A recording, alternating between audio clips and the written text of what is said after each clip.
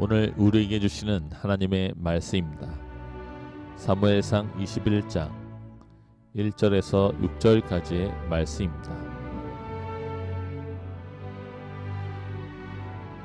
다윗이 노베 가서 제사장 아히멜렉에게 이르니 아히멜렉이 떨며 다윗을 영접하여 그에게 이르되 어찌하여 내가 홀로 있고 함께하는 자가 아무도 없느냐 하니 다윗이 제사장 아히멜렉에게 이르되 왕이 내게 이를 명령하고 이르시기를 내가 너를 보내는 것과 내게 명령한 일은 아무것도 사람에게 알리지 말라 하시기로 내가 나의 소년들을 이러이러한 곳으로 오라고 말하였나이다.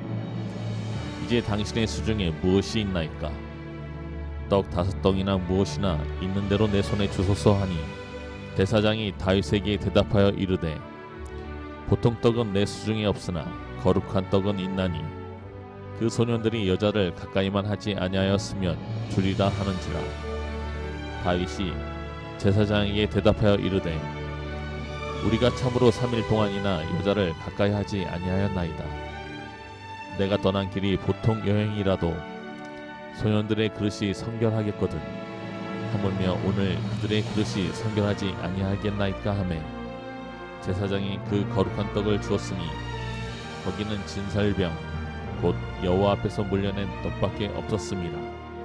이 떡은 더운 떡을 드리는 날에 물려낸 것이라. 어린 아이들이 오늘 주일이 마침 어린이날입니다. 어린 아이들이 있는 가정들이 많이들 나오지 못하신 것 같아요. 오늘은 변함없이 예배의 자리에서 하나님 예배함으로 하나님만이 나의 아버지 되심을 기억하고 어린아이 같은 마음으로 하나님을 향하여 나아갈 때에 하나님께서 기쁘게 우리 맞이하시고 하늘의 풍성한 복을 우리에게 주실 것을 믿음으로 나아가시는 귀한 은혜의 시간 되어지길 주님의 이름으로 축복합니다. 오늘은 하나님이 당신을 끝까지 책임지십니다. 두 번째 시간, 이것만은 꼭 기억하십시오라고 하는 제목으로 저와 여러분을 향하신 하나님의 마음이 무엇인지 함께 따라가 보도록 합니다. 성경에는 우리의 존재에 대한 아버지 하나님의 말씀이 많이 등장합니다. 말씀 몇 개만 보도록 하죠. 시편 2편 말씀입니다. 너는 내 아들이라 오늘 내가 너를 낳았도다. 여러분, 이 얼마나 놀라운 말씀입니까? 저와 여러분이 창조주 하나님의 자녀가 되어졌다라고 하는 도무지 이해할 수 없는 말씀입니다. 이사야 43장 1절 말씀입니다. 너는 두려워하지 말라. 내가 너를 구속하였고 내가 너를 지명하여 불렀나니 너는 내 것이라.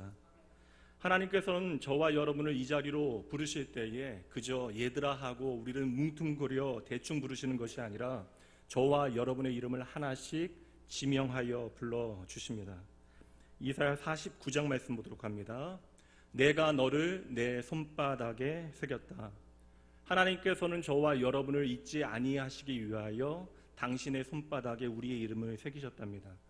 제가 16년 전에 목사 안수를 받을 그때에 선배 목사님께서 저의 이름이 각인되어진 볼펜 하나를 선물로 주셨는데 참으로 오랜 세월 그 볼펜을 귀하게 아끼며 사용했습니다.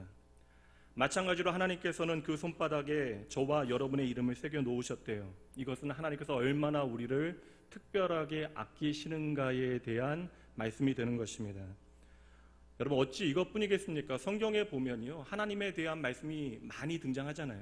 이 성경은 하나님의 말씀이지만 단지 하나님께서 어떠한 모양으로 존재하시는지, 하나님이 얼마나 크신 분인가를 우리에게 증명하는 책으로 우리에게 주어진 것이 아니라 그 크고 놀라우신 하나님께서 오늘 저와 여러분을 얼마나 사랑하시는가에 대한 기록입니다. 그렇다면 여러분, 이 하나님의 모든 말씀에 오늘 이 시간 여러분의 마음이 움직이고 계세요? 이 사랑에 여러분의 마음이 동하고 계십니까? 만약에 그러하지 아니하다면 오늘 우리에게 무엇이 문제가 되어지는 것입니까?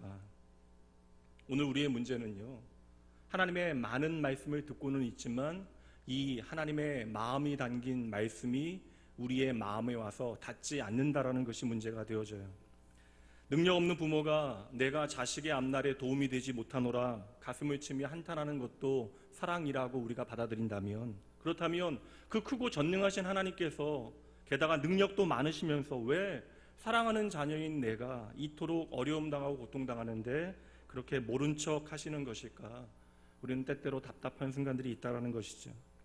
오늘 우리가 예배하고 찬양하는 하나님은 분명 사랑의 하나님이신데 종종 우리의 삶 가운데 만나는 하나님은 내게 낯설게 느껴집니다. 때로는 나에게 너무나 차갑고 냉담하게 여겨지는 순간들이 있다는 것이죠.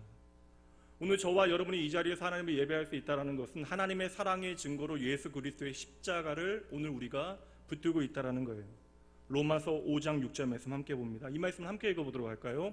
우리가 아직 연약할 때에 기약대로 그리스도께서 경건하지 않은 자를 위하여 죽으셨도다. 아멘. 말씀은 단순해요. 우리가 하나님을 바라보지 않을 그때에 하나님께서는 약속대로 우리를 위하여 죽으셨대요. 그런데 도무지 이 하나님의 놀라운 사랑이 오늘 내 마음에 와서 부딪히지 않습니다. 왜요? 오늘 내 눈에 보이는 현실, 내가 살아내야 하는 그 삶의 정황 가운데 도무지 팍팍하고 힘겨운 그 삶의 현장이 나로 하여금 하나님의 사랑을 보지 못하게 하는 것입니다. 오늘 말씀은 다윗이 쫓기게 되어진 이야기 가운데 첫 번째 에피소드 이야기가 담겨져 있는데요. 그 앞에 말씀에 보면 다윗과 아름다운 우정을 나누었던 요나단의 이야기가 나와요. 그러니까 다윗과 요나단이 만나게 되어집니다. 여러분 아시는 대로 요나단은 사울 왕의 아들입니다. 쉽게 이야기하면 다윗과 요나단은 매형과 매제의 관계예요. 그럼에도 불구하고 그렇게 깊은 우정을 나눴다라고 하는 것은 참 보기 드문 관계를 우리에게 보여주는 것이죠. 다윗에게 있어서의 요나단과의 만남은 그의 인생에 더할 수 없는 큰 축복이 되어집니다.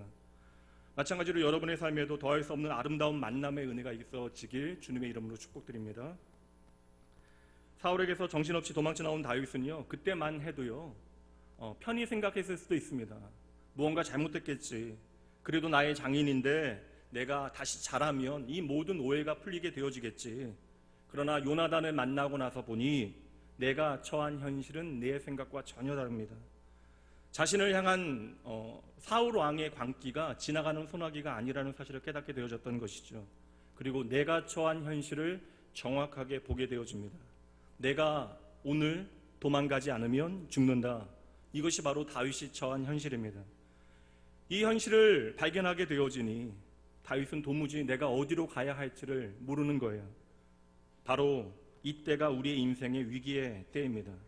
그래도 우리 주변에 누가 있어서 우리를 향하여 이건 정말 위험한 때이다, 당신 정말 큰일 났다 이야기할 때는 막상 실감이 가지 않는데, 이제는 모두가 나를 외면하고 아무것도 없는 현실이 내 삶에 밀려오게 되어지면 그때부터는 우리가 나의 현실을 감당하지 못하고 비틀거리게 되어지는 것이죠. 오늘 우리가 말씀을 통하여 보게 되어지는 믿음의 사람 다윗의 현실이 무엇입니까? 한 나라의 절대 권력자의 쫓김을 받는 도망자의 현실을 살아가게 되어진 것이에요. 이제 왕이 다윗을 죽이려고 하니 그 누구도 다윗의 편에 함께하지 않을 것입니다. 이러한 엄청난 현실을 직면하게 되어지니 다윗이 불안해지기 시작해요. 무서워지기 시작합니다. 그 마음이 뛰기 시작해요. 이 현실을 깨닫게 되어지니 다윗의 마음을 가득 채운 것이 두려움이라고 말씀은 우리에게 전하고 있습니다. 그래서 10절 말씀에 보면 다윗이 사울을 두려워하여 도망치고 있고요. 12절 말씀에선 다윗이 블레셋 가두왕 아기스를 심히 두려워하여 벌벌 떨고 있습니다. 사람이 변한 것이 아니잖아요. 그러나 그 현실이 변하게 되어지니 내가 두려워하지 않았던, 내가 친밀하게 여겼던 그 세상을 두려워하게 되고요. 내가 담대히 그들 앞에 하나님의 하나님 되심을 선포했던 블레셋 사람을 그가 두려워 벌벌 떨게 되어진 것입니다.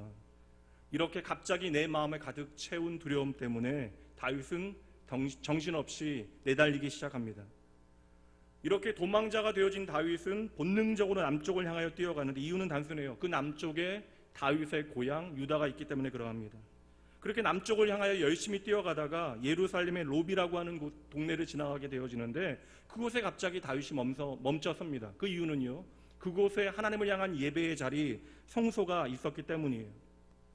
그래서 다윗은 멈춰 주저없이 곧장 성소로 들어가 제사장 아히멜렉을 만나게 되어집니다. 아무것도 아닌 사건처럼 보여지지만 여기 이 말씀을 통해서 도망자가 되어진 다윗의 마음에 남아있는 중요한 마음 중심 하나를 우리가 발견하게 되어져요.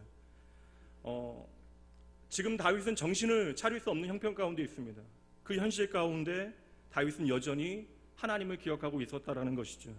이것은 정말 중요한 단서가 되어지고 오늘 본문을 이해하는 데 있어서 중요한 열쇠가 되어지는 것입니다.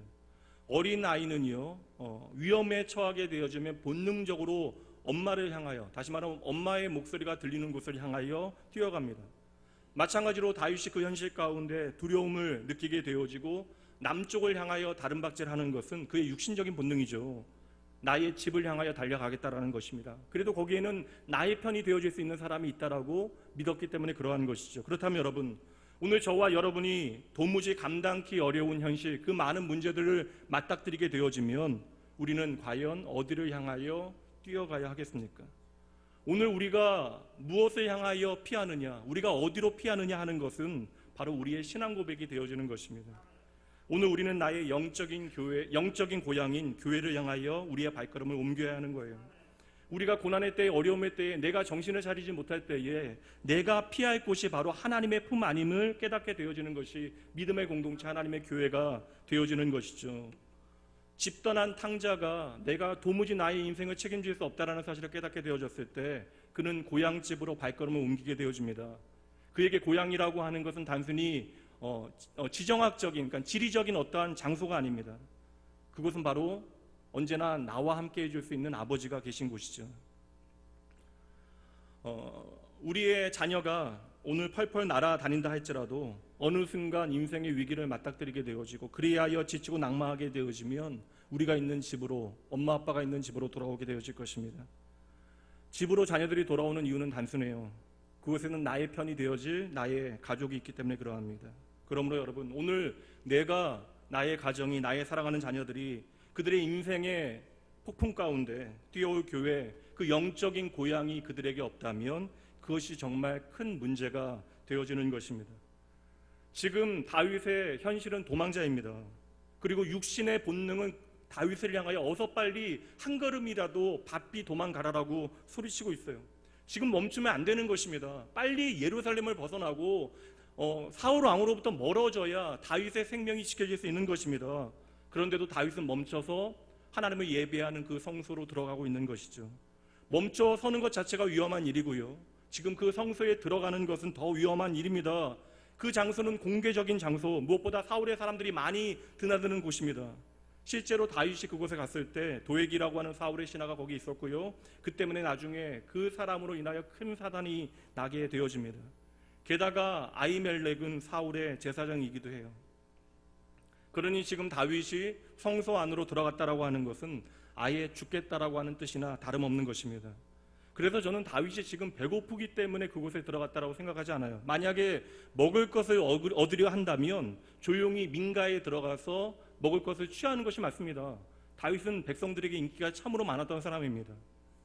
그렇다면 왜 다윗은 이 위급한 상황 가운데 빨리 도망가야 하는 상황 가운데 멈추어 서서 하나님이 계신 성소 안으로 들어갔을까요? 저는 이것이 인간의 본능, 다윗의 육신의 본능을 뛰어넘는 영적인 본능이라고 확신합니다. 그리고 이것이 위기의 때에 빛나게 되어지는 믿음의 실력이 되어지는 것이죠. 나의 위기의 때에 하나님을 기억하고 아버지의 집을 찾는 그러한 영적인 귀소 본능이 다윗 가운데 작동하게 되어진 것입니다. 도망자가 되어질 그때에, 내가 쫓기게 되어질 그때에 나의 몸은 비록 본능적으로 나의 고향 유다를 향하고 있지만 다윗은 더 중요한 것이 있다라는 거예요.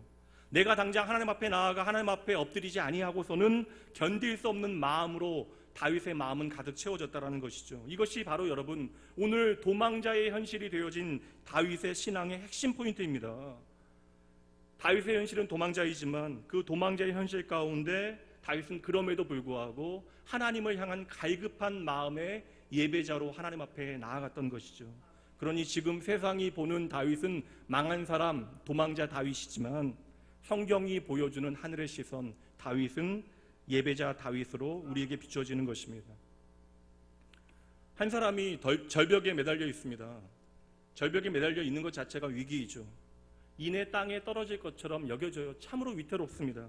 그런데 만약에 그의 손이 줄을 붙잡고 있다면, 그의 몸이 줄에 매달려 있다면 그 사람은 추락하는 것이 아니라 등반 중인 것이죠.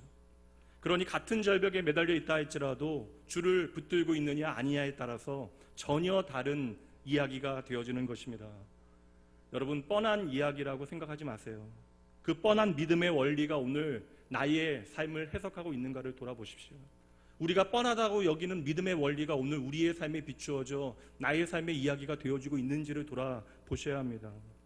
오늘 우리가 어떠한 상황 가운데 처해 있던지, 내가 다윗과 같이 죽음의 현실 가운데 쫓기고 있던지, 내가 당장 사망의 음침한 골짜기의 그 어둠 가운데 헤매고 있던지, 나의 몸과 마음이 공고함과 연약함으로 감당 못할 두려움 가운데 있을지라도 내가 하나님이라고 하는 그 믿음의 줄을 붙들고 있다면 우리는 결코 도망자가 아닙니다. 우리는 여전히 하나님 나라에 속한 그 하나님 나라를 향하여 가고 있는 순례자가 되어지는 것입니다. 내가 지금 곤두박질 치며 떨어지고 있다 할지라도 하나님께 연결되어진 줄이 내게 메어져 있다면 우리는 여전히 하나님과 동행하는 중인 것이죠. 여러분, 자기 돈을 내고 절벽에서 뛰어내리는 미친 사람들이 있습니다. 우리는 그것을 번지점프라고 이야기하죠. 그들이 기꺼이 내 돈을 내고 그 절벽에서 뛰어내릴 수 있는 한 가지 이유가 있죠. 왜 그렇습니까? 내게 연결되어진 하나의 줄 때문입니다.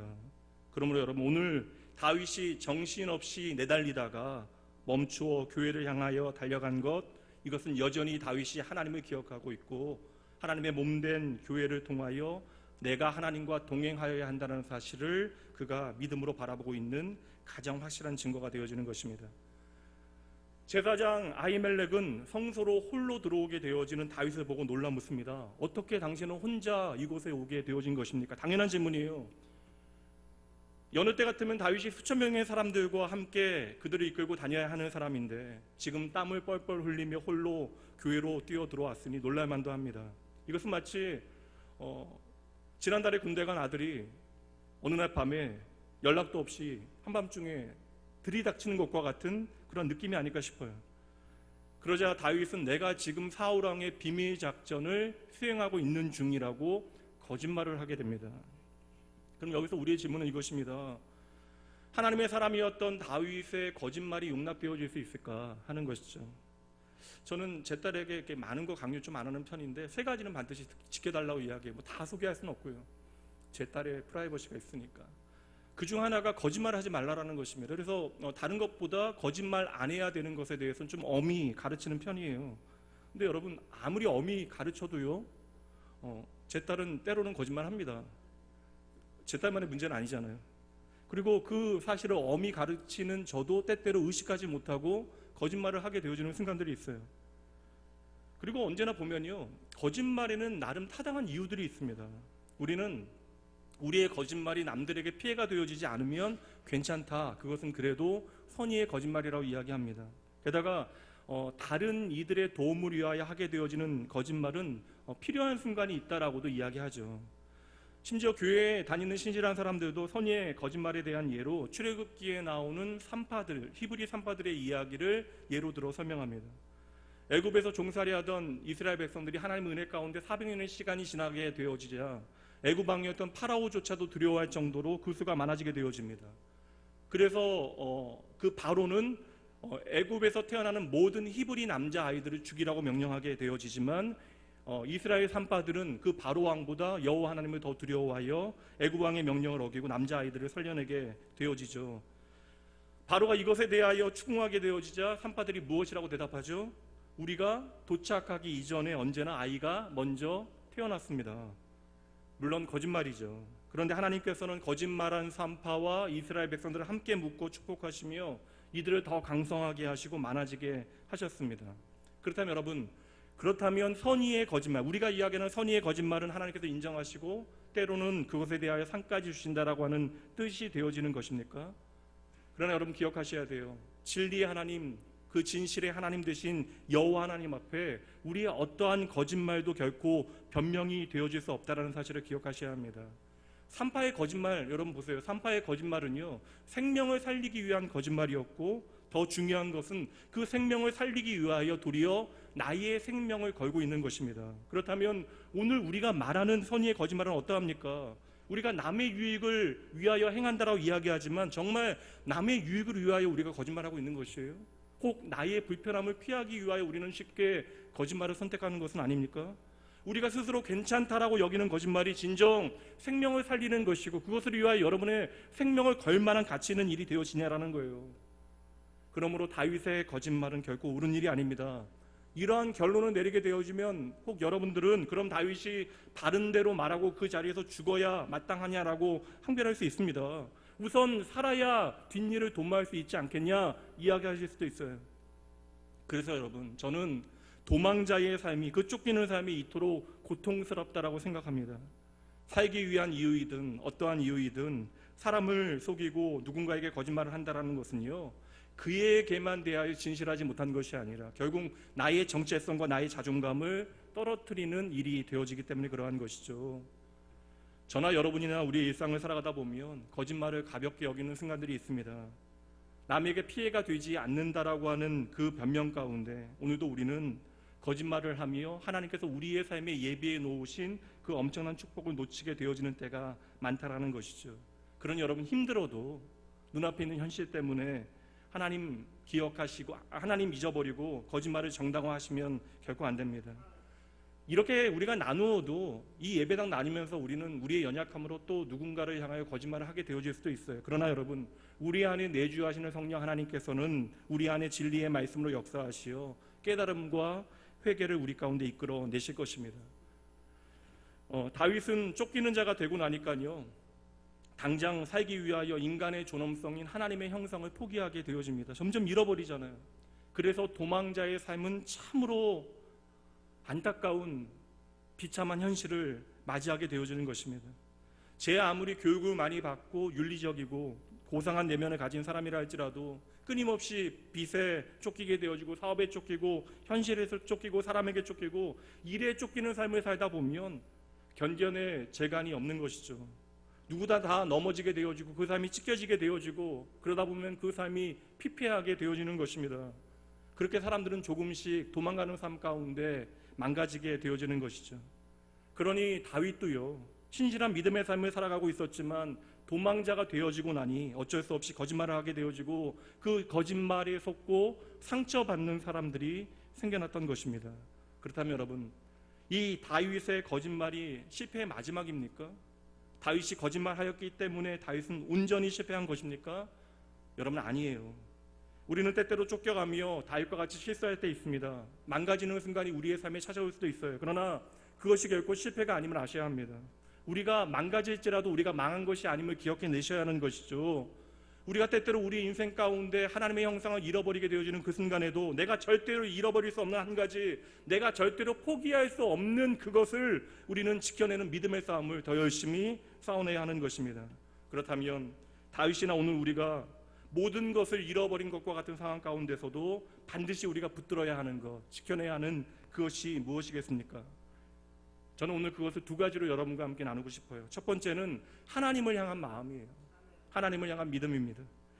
상황이 제 아무리 극박하고 내가 혹 바닥을 치는 상황 가운데 추락하고 있다 할지라도 여러분, 하나님을 향한 믿음만큼은 움켜쥐고 결코 놓지 말아야 하는 것입니다. 두 번째는 저와 여러분을 향한 하나님의 부르심이에요. 저와 여러분이 오늘 이 땅에 존재하는 이유가 무엇인지 한번 생각해 보십시오. 예수 그리스도께서 십자가에 죽으시고 부활하시어 오늘 저와 여러분을 이 자리에 존재하게 하신 이유가 무엇인지를 오늘 우리는 붙들어야 하는 것입니다. 오늘 우리가 어떠한 상황 가운데 있을지라도 오늘 우리가 이 자리에 존재하는 것은 하나님의 콜링, 하나님의 부르심이 있다라는 것이죠. 제 아무리 오늘 내가 당장 돈에 시달리고 일에 시달리고 사람에 시달린다 할지라도 우리가 우리의 삶 가운데 하나님의 부르심, 하나님의 소명까지 잃어버리게 되어지면 그때 우리는 우리의 인생의 모든 것을 잃어버리게 되어지는 것입니다. 그러므로 여러분, 정말 내가 바쁘게 살아도 정신없이 쫓기는 삶을 살아간다 할지라도 시시로 때때로 하나님께서 저와 여러분에게 주신 이 사명, 이 믿음, 이 두 가지는 단단히 붙드셔야 하는 것이죠. 그렇다면 여러분, 당장 제 코가 석자인 저와 여러분이 어떻게 이 두 가지 믿음과 소명을 붙들 수 있겠습니까? 여러분 생각해 보세요. 내가 무언가를 선택할 수 있다면 이렇게 비참하게 도망가는 도망자의 자리에 설 필요가 없죠. 그러니 여러분 꼭 기억하셔야 합니다. 우리가 그때에 할 수 있는 한 가지 선택이 남아 있습니다. 나의 마지막 힘과 의지와 그 모든 에너지를 끌어모아 하나님 앞으로 나아가셔야 하는 것이죠. 우리가 아무리 힘겹고 어렵다 할지라도 하나님 앞에 나아가기만 하면, 그래서 하나님 앞에 엎드리기만 하면, 고작 그래서 내가 하나님 앞에 나아갈 수 있는 일이 하나님 앞에 따져 묻는 것이라 할지라도 여러분, 우리가 일단 하나님 앞에 나아가기만 하면 하나님께서 반드시 당신의 신실함으로 우리의 믿음과 소명을 지켜주실 것입니다. 여러분, 오늘 많이 힘들다 여겨지시겠지만 지난날을 한번 생각해 보십시오. 우리가 지난날에는 쫓기지 아니하였습니까? 우리의 인생이 어둡지 아니한 순간들이 여러분 우리의 지난날에는 단 한 번도 없었어요? 우리의 삶에는 참으로 다양한 이유로 내가 낙심되어지고 때로는 살 소망을 잃어버리는 것처럼 여겨지는 순간들이 있습니다. 심지어 바울 사도도 고린도 교회 교인들을 향하여 무엇이라고 지난날에 자신의 어려움을 고백합니까? 내가 아시아에서 당한 고난이 너무나 심하여 그때 살 소망조차도 끊어졌다라고 다윗은 고백하잖아요. 우리는 우리의 현실 가운데 내가 연약하여 때로는 하나님을 향하여 삐지게 되어지는 순간이 있어요. 여러분, 하나님을 향하여 삐진다는 것 결코 좋은 표현이 아닌 것처럼 여겨지지만 아무나 하나님을 향하여 삐지는 건 아닙니다. 하나님을 향하여 나의 운명을 거는 사람, 하나님께 나의 마음을 들여본 사람이 때때로 그 현실 가운데 하나님을 향하여 삐질 수 있는 것이죠. 하나님께서 나와 함께 하신다라고 내가 믿어왔는데 나의 현실을 보니까 일이 너무나 안 돼요. 그러니 어느 때는 하나님을 향하여 섭섭한 마음이 찾아오기도 합니다. 목사님 저도 마찬가지예요. 때로는 하나님을 향하여 기도하기가, 하나님과 대화하는 것이 참으로 힘겹게 여겨지는 순간, 그리고 나의 믿음과 신앙이라고 하는 것이 얼마나 보잘것없이 여겨지는 순간이 있는지 모릅니다. 그러나 여러분, 우리가 그렇게 무섭게 쫓기는 삶을 살아간다 할지라도 하나님 앞에 나아가는 저와 여러분은 결코 패배하지 않아요. 망하지 않습니다. 우리 안에 어떠한 선함과 열정이 있어서 오늘 우리가 이 자리에 나와 있는 것이 아닙니다.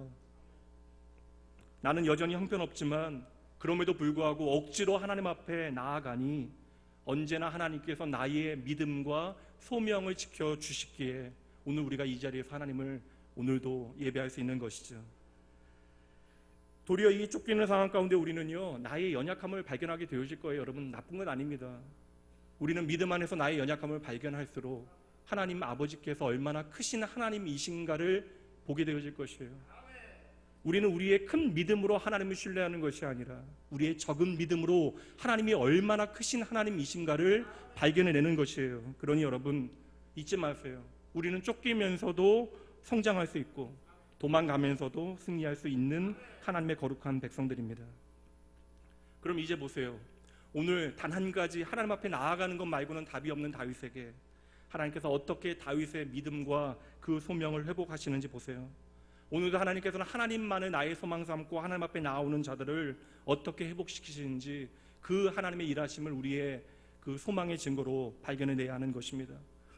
이렇게 성소에 들어온 다윗이요, 너무나 배가 고파서 아히멜렉에게 먹을 것이 있냐라고 물어요.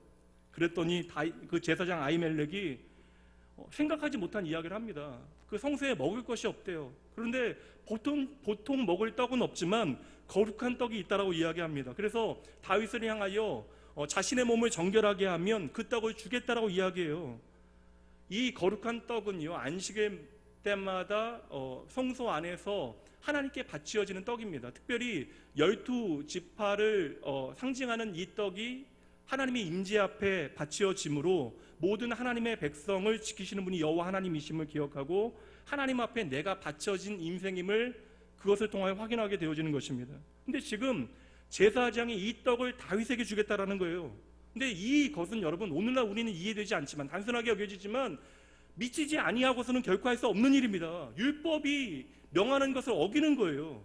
이 진설병은, 이 거룩한 떡은 자신을 아무리 깨끗하게 해도 다윗과 같은 일반인은 먹을 수 없는 것입니다. 이것을 아히멜렉도 알고 있고 다윗도 알고 있었다라는 것이죠. 그렇다면 여러분, 내가 도무지 받을 수 없는 이 떡을 그 손에 받아든 다윗이 어떠한 생각을 하였겠습니까? 내가 배고픈데 그래도 참으로 잘 되었다.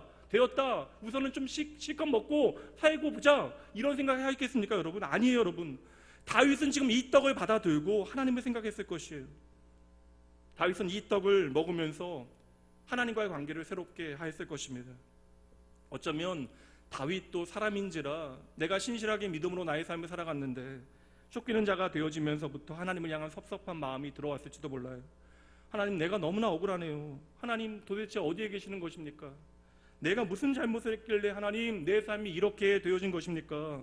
그러나 다윗은 지금 내가 결코 먹을 수 없는 거룩한 떡을 먹으면서 그 순간에도 나와 함께 하시는 하나님을 느끼게 되어졌던 것이죠.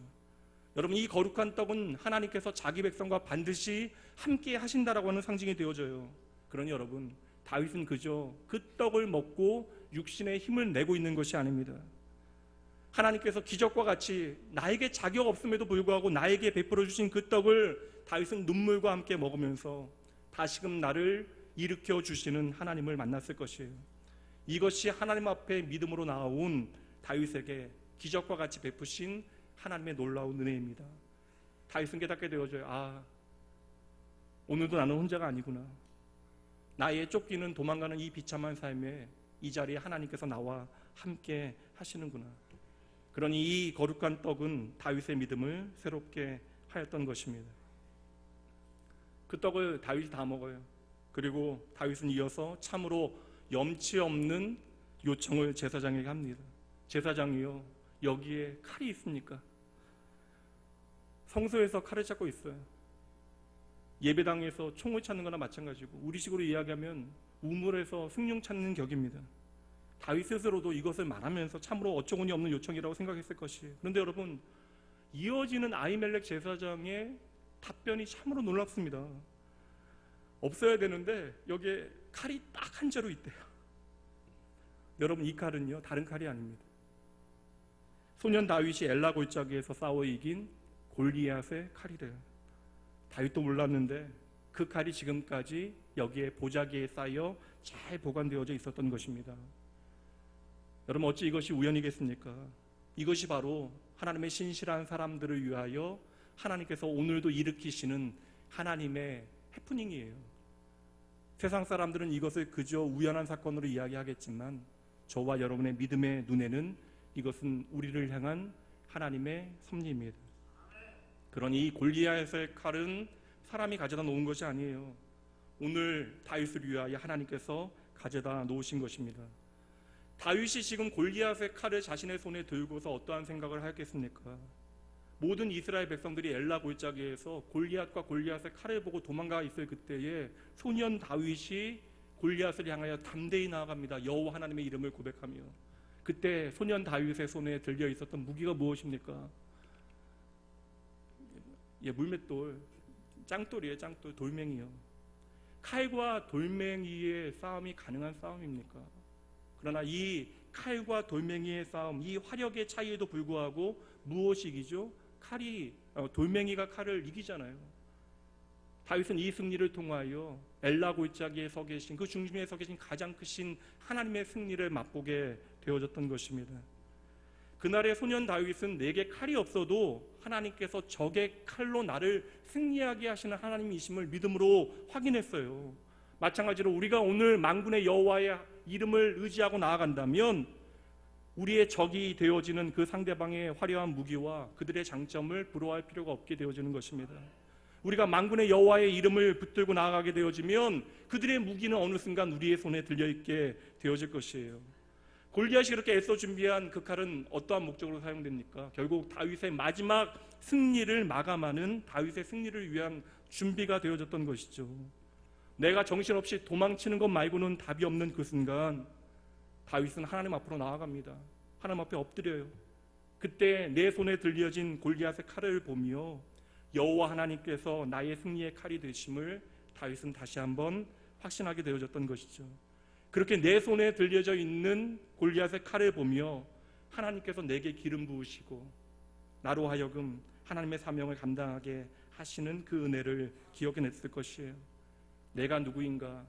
왜 하나님께서 나에게 기름을 부으시고 나에게 기름 부으신 그 하나님께서 내가 오늘 도망자가 되어진 이 현실 가운데 어떠한 일을 행하기 원하실까? 그렇다면 내가 이제는 어떻게 나의 삶을 하나님 앞에서 살아가야 할까? 이게 소명의 이야기잖아요. 성도 여러분, 꼭 기억하셔야 돼요. 아무리 힘들어도 잊지 마셔야 합니다.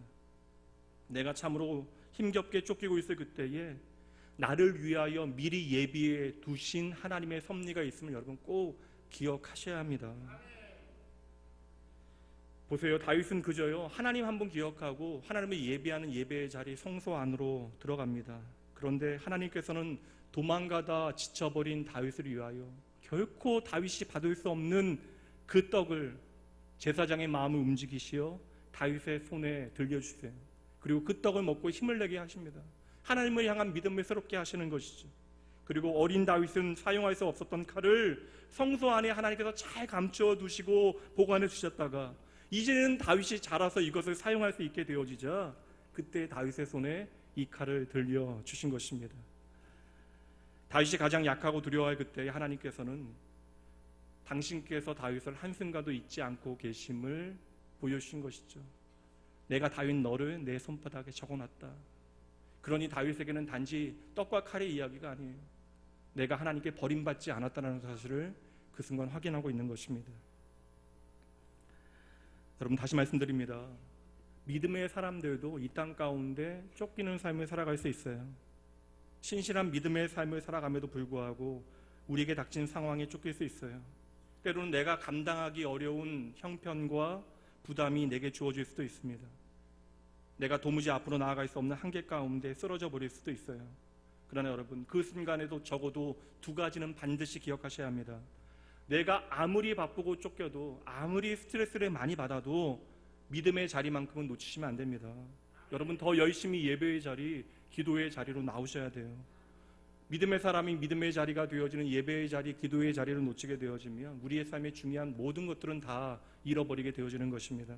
두 번째, 여러분, 반드시 사명의 자리, 하나님께서 우리에게 주신 사역의 자리는 지켜내셔야 돼요. 많은 사람들이 바쁘고 힘들다고, 내 삶에 쫓긴다고 사역을 접어둡니다. 우선 내 코가 석자이니 코부터 풀어야 되고, 당장 급한 불부터 꺼야 내가 살겠다라고 이야기하죠. 그러나 그렇게 우리가 살아내다 보면 평생 그 급한 불만 끄다가 우리의 인생이 마감되게 되어질 것입니다. 내가 오늘 아무리 쫓기는 삶을 살아간다 할지라도 조금이라도 여러분 시간을 내고 마음을 들여 그 사역의 자리, 사명의 자리를 지켜내셔야 합니다. 성도 여러분, 기억하셔야 돼요. 하나님의 백성 되어진, 하나님의 자녀 되어진 저와 여러분에게 하나님은요, 우리의 필요한 모든 것을 미리 예비해 두신 여호와 이레의 하나님이십니다. 이것은 우리가 하나님을 향하여 지은 별명이 아니잖아요. 여전히 매일의 삶 가운데 힘겹고, 그리하여 내가 쫓기는 삶을 살아가 이제는 도무지 살아낼 수 없다라고 고백하는 저와 여러분을 향하여, 너 아직 망한 거 아니다, 너 실패한 거 아니다, 아직 끝이 아니다 말씀하시는 그 하나님께서 당신의 이름을 여호와 이레의 하나님으로 오늘도 우리에게 말씀해 주시는 것입니다. 너 쓸 것 미리 아시고 주 너를 지키리. 구하는 것을 주시며 주 너를 지키리. 이게 웬일입니까? 1부나 2부나 어떻게 다 음이 틀립니까? 우리가 늘상 찬양하는 그대로 하나님께서 우리를 지키신대요. 하나님이 지키시면 우리가 이해할 수 없는 방법이지만, 그러나 우리의 쓸 것을 미리 하시는 그 방법으로, 우리가 구하는 것을 주시는 그 방법으로 오늘도 저와 여러분을 지키신대요. 하나님께서 우리가 전혀 기대하지도 못한 시간과 장소에, 우리가 전혀 기대해 보지 못한 좋은 것을 우리의 삶에 베풀어 주시되, 그리함으로 우리가 전혀 기대하지 못한 하나님의 역전을 우리의 삶 가운데 이루어 내시겠대요. 그러니 여러분, 이 세상에 여러분의 삶에 어떠한 소망이 없을 그때에 하나님께 여러분의 소망을 두십시오. 여러분의 인생이 막다른 골목에 있다면 나를 위하여 오늘도 생명의 떡을, 그리고 골리앗의 칼을 미리 예비해 놓고 저와 여러분을 기다리시는 그 하나님 앞으로 나아가셔야 합니다. 그 하나님의 도움받고 여러분 일어나셔야죠. 오늘 사방으로 우겨싸임을 당하고 내가 비참한 도망자의 현실을 살아가고 있다 할지라도 하나님께서 반드시 하나님 앞에 나와 엎드리는 자녀의 삶에 한치도 오차 없이 하나님의 섭리를 나타내 보여주실 것입니다. 오늘은 말씀 여기서 마치도록 하죠. 마지막으로 시편 121편 고백을 오늘 우리의 고백으로 하나님 앞에 함께 고백해 보도록 합니다. 좀 길긴 합니다만 함께 8절까지 한 목소리를 읽어보도록 합니다. 함께 읽습니다. 내가 산을 향하여 눈을 들리라. 나의 도움이 어디서 올까? 나의 도움은 천지를 지으신 여호와에게서로다. 여호와께서 너를 실족하지 아니하게 하시며 너를 지키시는 이가 졸지 아니하시리로다. 이스라엘을 지키시는 이는 졸지도 아니하시고 주무시지도 아니하시리로다. 여호와는 너를 지키시는 이시라. 여호와께서 내 오른쪽에서 내 그늘이 되시나니 낮의 해가 너를 상하게 하지 아니하며 밤의 달도 너를 해치지 아니하리이다. 여호와께서 너를 지켜 모든 환난을 면하게 하시며 또 내 영혼을 지키시리로다. 여호와께서 너의 출입을 지금부터 영원까지 지키시리로다. 아멘. 이 하나님 바라보세요. 지금 함께 찬양하죠.